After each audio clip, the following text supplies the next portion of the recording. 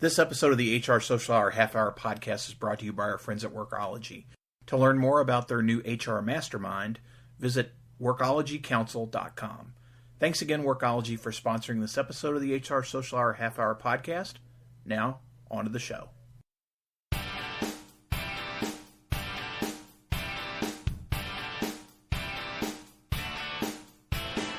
Hello, and welcome back once again to the HR Social Hour Half Hour Podcast.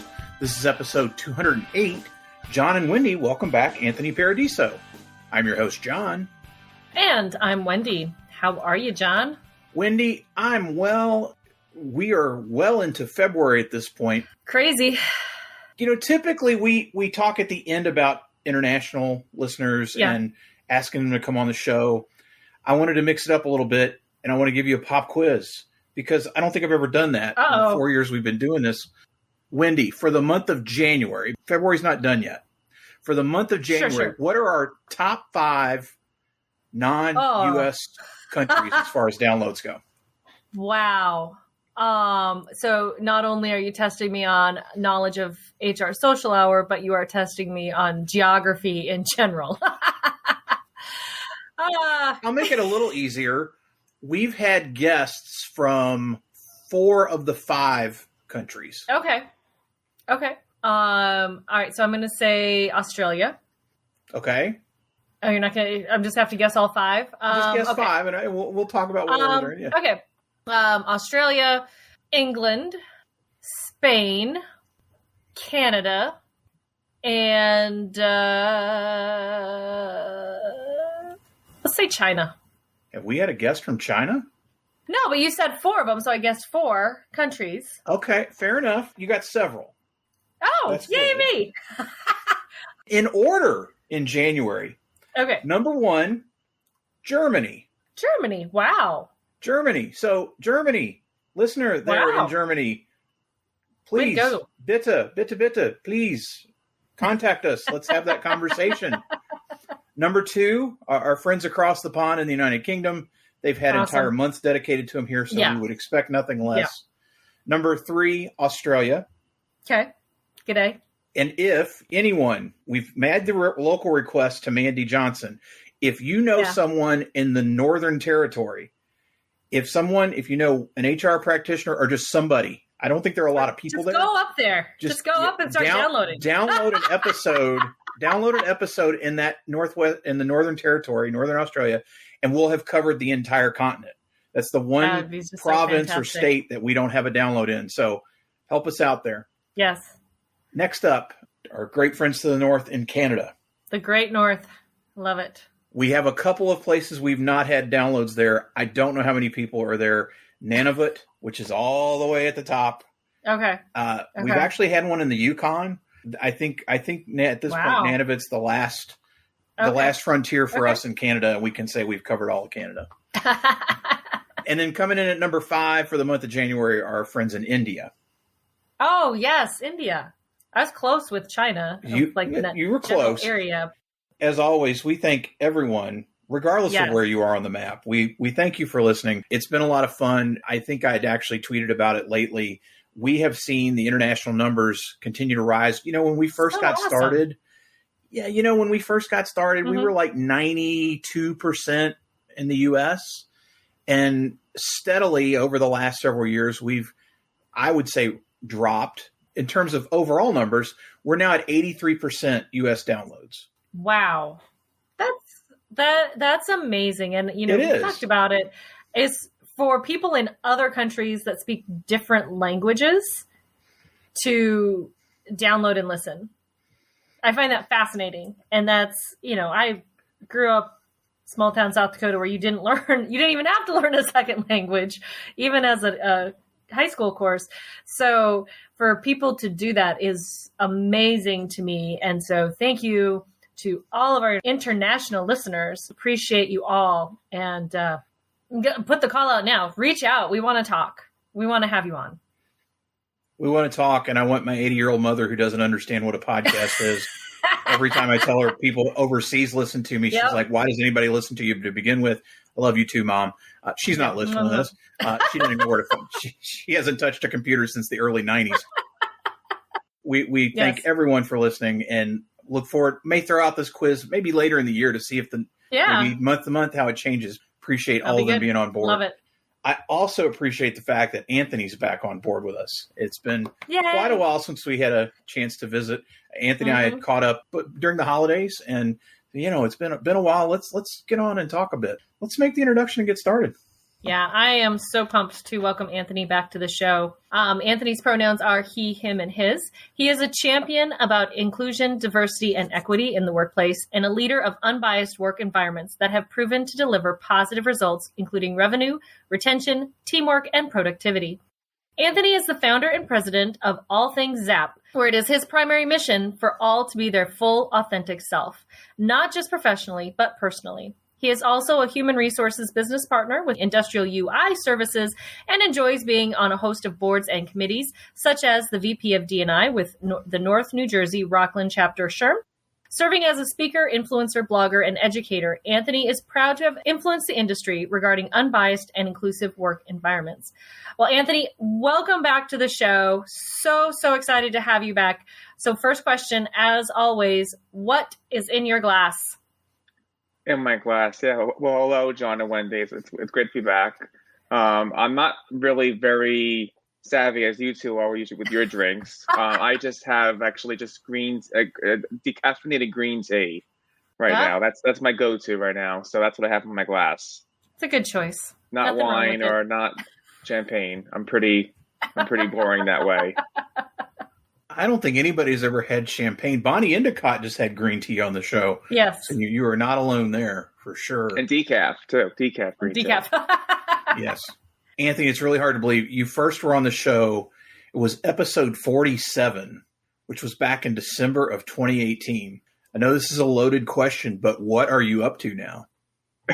That's a pretty long time, too. It's not long, but it is long, and so much has gone on since then. I mean, especially now with COVID happening and everything. But main things that have gone on since then, I started my own business, which Wendy mentioned in the introduction, All Things App, which is a diversity, which I consult on in diversity, equity, and inclusion.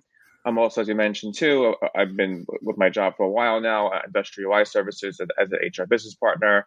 With All Things App, I have given a keynote speech last year with Alabama SHRM for their state conference. I've done a number of presentations for other state conferences. I've gone to organizations and handled sensitivity training for them. So it's just been, that's just a few things. I've also ran for town council the last 2 years, where our platform really was surrounding, embracing inclusion and just celebrating diversity. So those are just a few things that I've done that I can think of off the top of my head. But obviously, since then, also the COVID has been a top priority. So that's changed everyone's life. That's changed my life. It's changed how I look at things.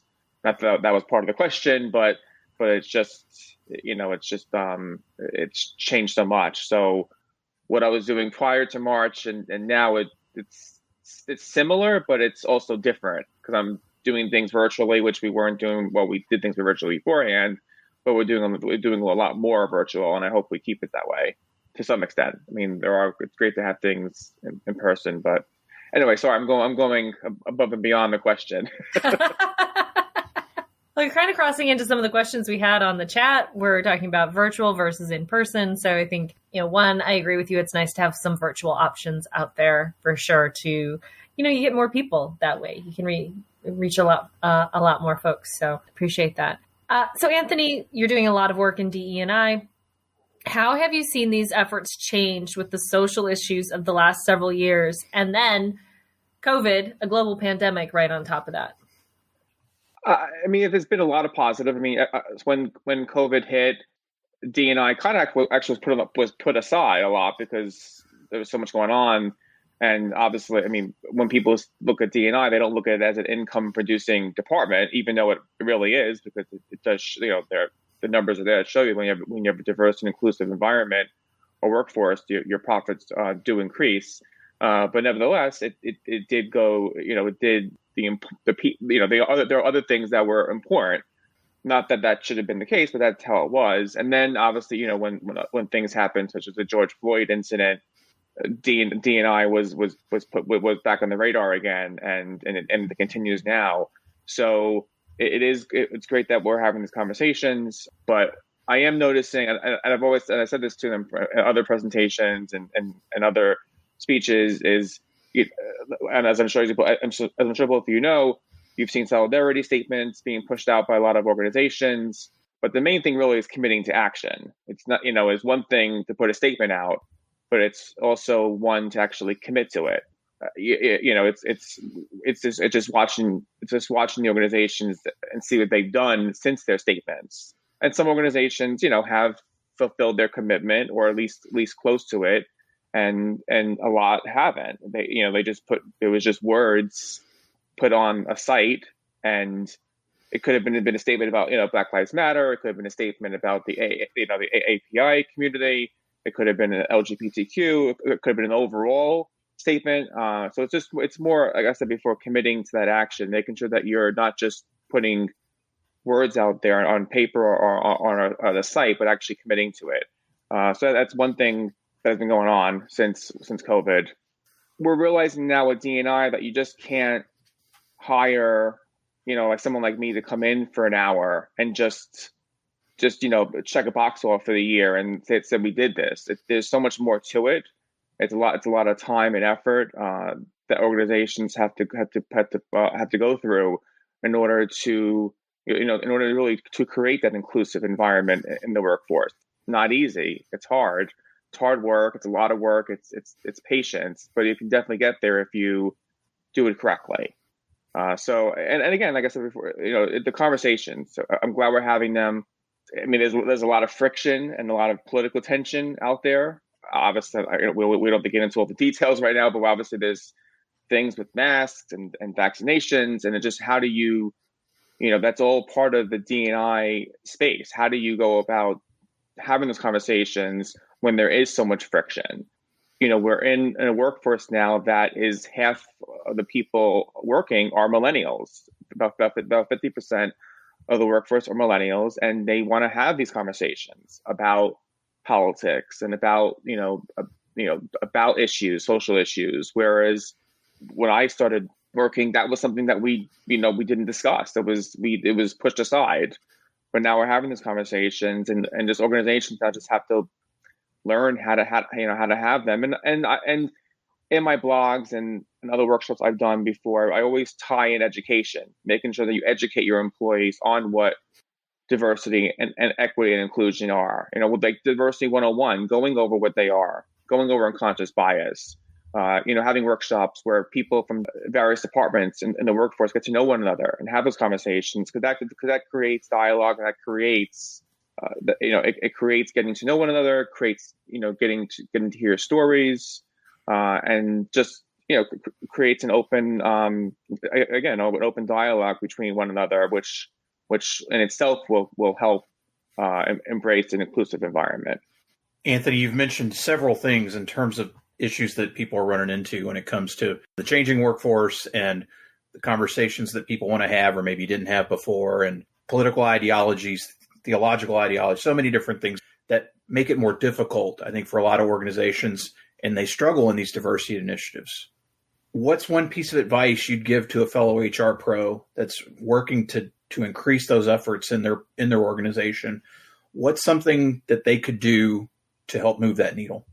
I think there's two things, and it's very hard, because I will admit it's very hard for me right now too, because I've always, and I'm being very transparent here, I've always been, prior to COVID, I've always been, tried to open myself to different ideas and different thoughts, just trying to listening to people. I do believe very heavily in and I do believe very heavily in vaccinations and the masks. So, and I'm being upfront right there about that.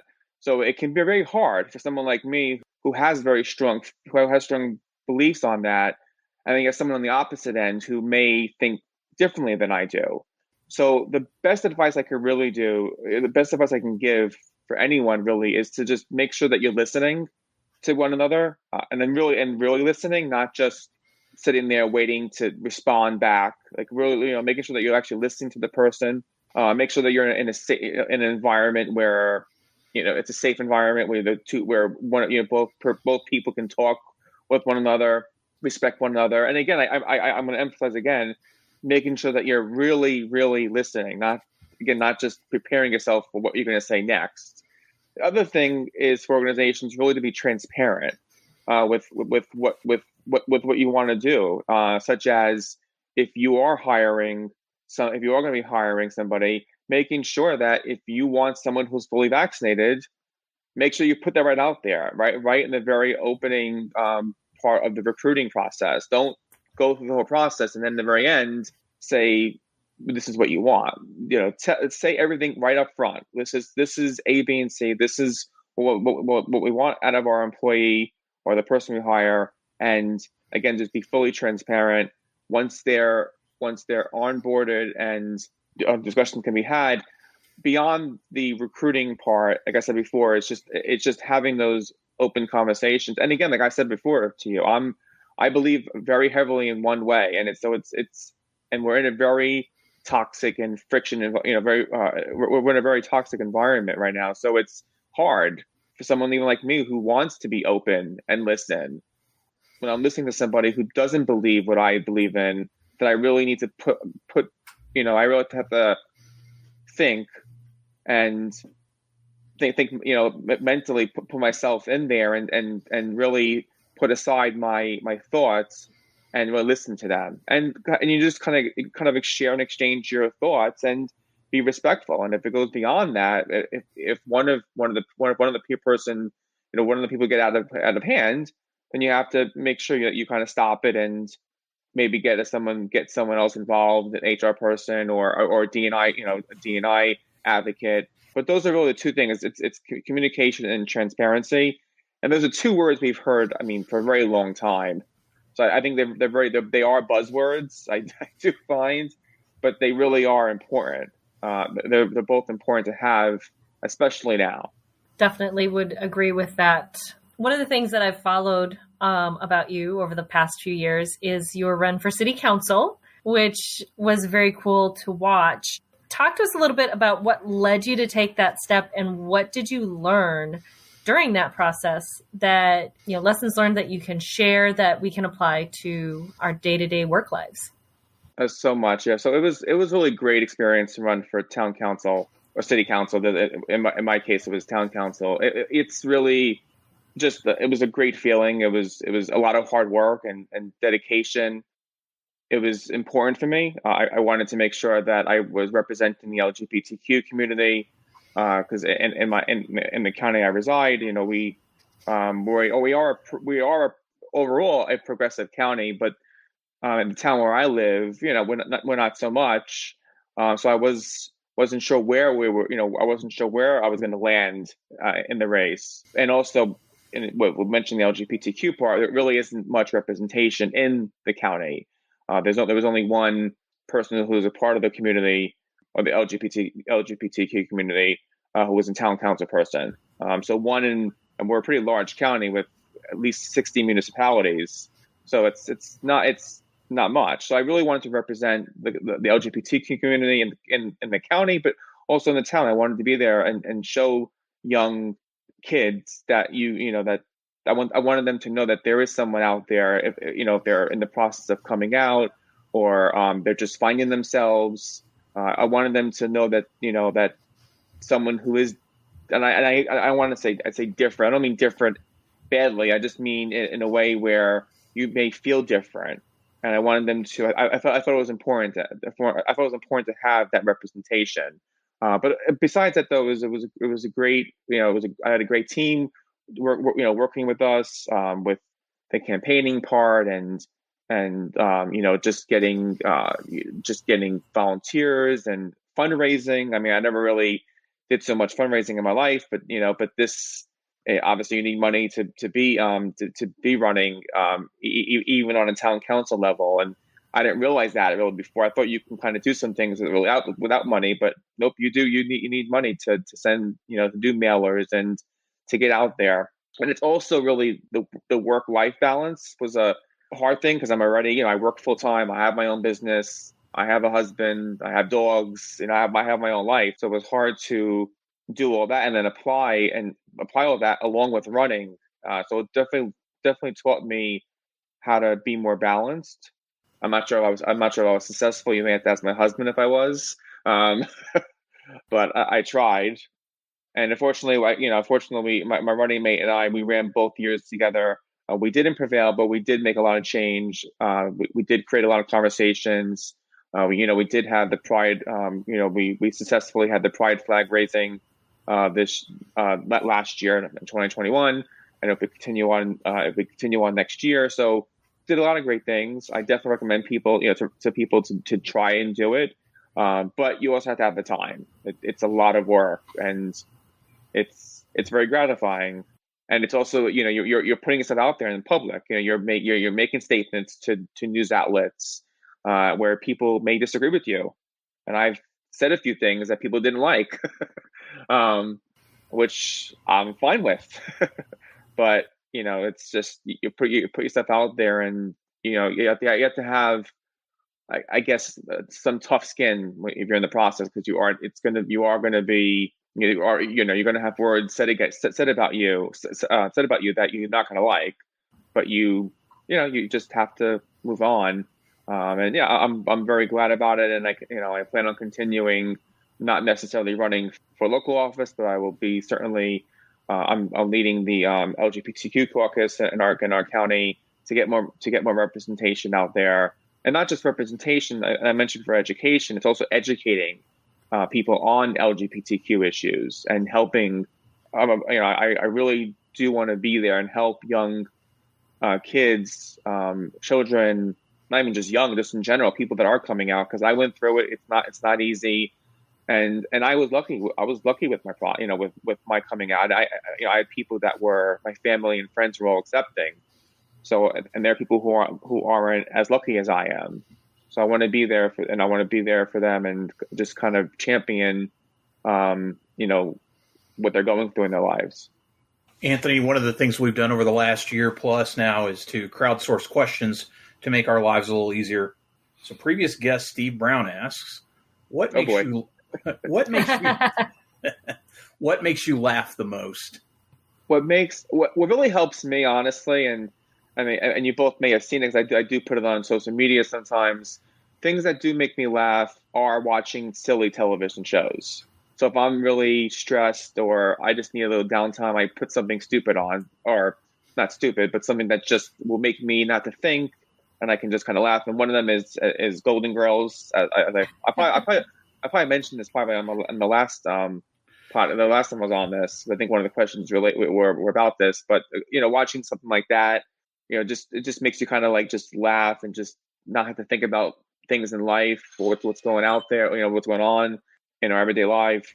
Obviously with Betty White, that's she almost turned 100. So there's actually, if anyone's interested, I'm gonna go Golden Palace, which was the sequel to Golden Girls. It's on Hulu. So if anyone's interested, it's on Hulu. It's not as good as the show, but it's still funny.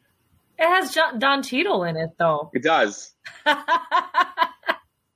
Anthony, I smell podcast opportunity for you there, my friend. Yeah. I don't know if there's been a Golden Palace rewatch, Just saying. I don't know. Never know.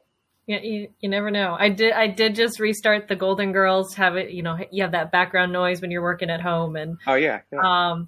I saw Golden Palace popped up, and I was like, oh, I'm gonna have to do that. Yeah, and on a D&I front, it has a great episode about the Confederate flag with Don Cheadle and Blanche Devereaux and Golden Girls. There's an episode that's actually very powerful.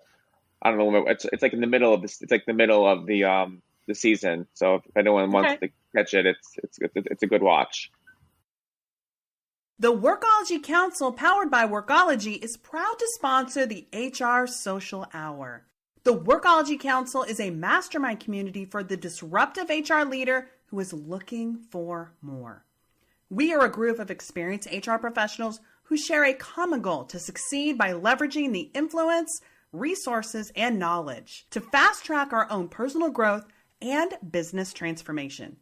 The Workology Council will be the HR business tribe that you have wanted to be a part of for your entire career. You can learn more about the application process, how to get started, and our member benefits by visiting workologycouncil.com.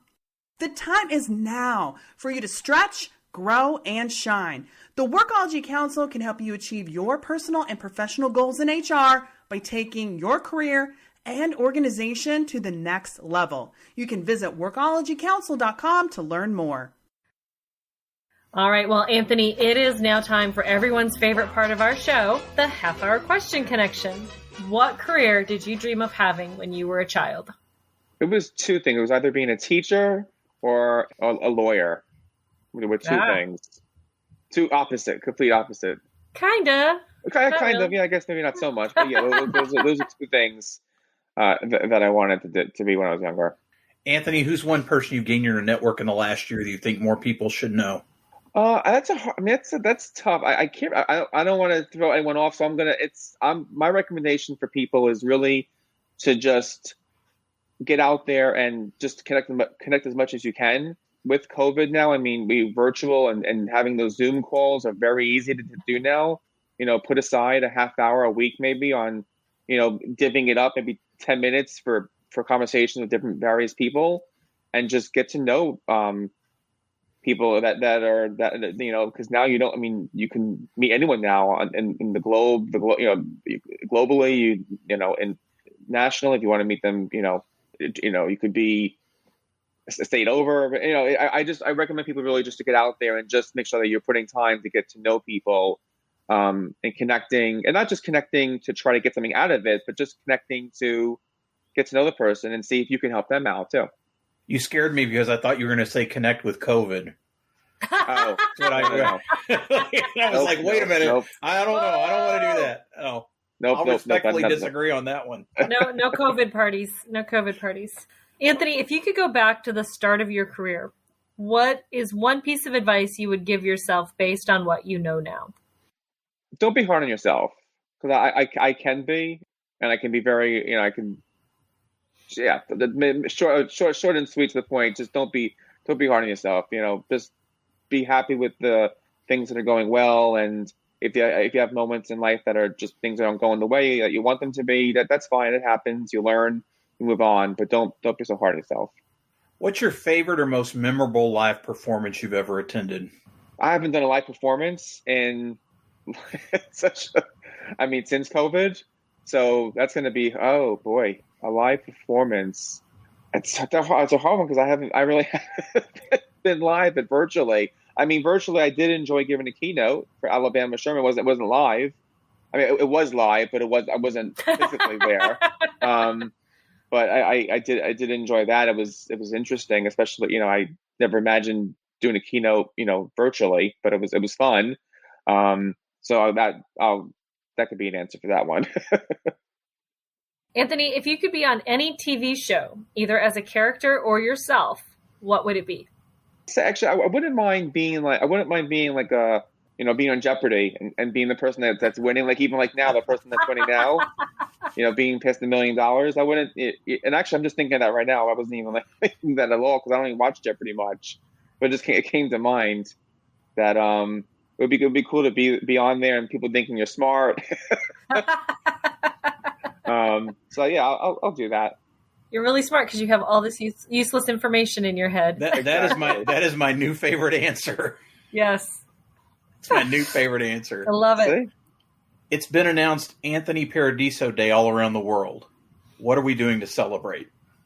What we're doing to celebrate, we're celebrating that we all feel included. We can really just be who we are and not have to worry about what people are thinking about us. Just being, as I always say, with my logo, it's being your full authentic self. Just making sure that we can just be who we are and not have to worry about what people think, and living in a world where we want good things to happen, and for good reasons. Well, and finally, Anthony, as you know, we are crowdsourcing. So if you could ask the next guest of the podcast any question, what would it be? what positive experience have you learned since COVID? I like that. I mean, I do want to also add that COVID has not been, it's been obviously it's a terrible thing. And I always want to try to think of something, what good came from it. Well, you can't read it very well, Anthony, but it's now in the book, so it will be asked very soon. I really appreciate you making time to come back again. It's really hard to believe. Yeah. Late 2018 till now. Appreciate you sharing your insights, and it's really cool to see all the good things that you've had going on. COVID be damned, that a lot of good stuff happening. I know most of our listeners are probably connected with you, but if they're not, best way for them to reach you, to get in touch for the business, any way and every way to get in touch. Best way to reach me is through my website. So it's www.allthingsapp.com. So allthingzapp.com. And all of my social media information is on there as well. We will have that in the show notes. And then, Wendy, how about you? Best way for listeners to reach you out there?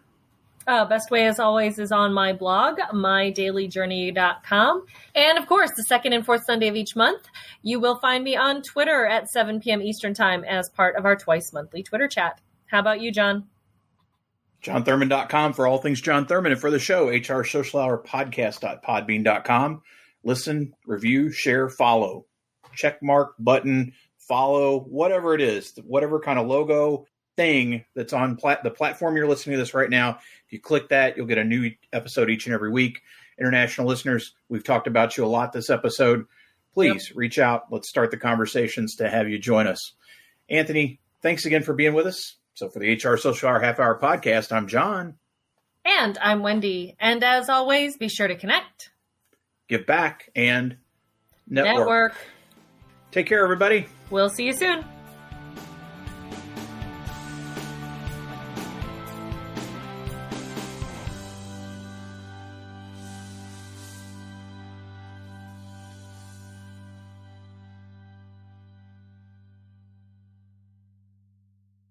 Thanks again to our friends at Workology for sponsoring this episode of the HR Social Hour Half Hour Podcast. Visit workologycouncil.com to learn more about their new HR Mastermind.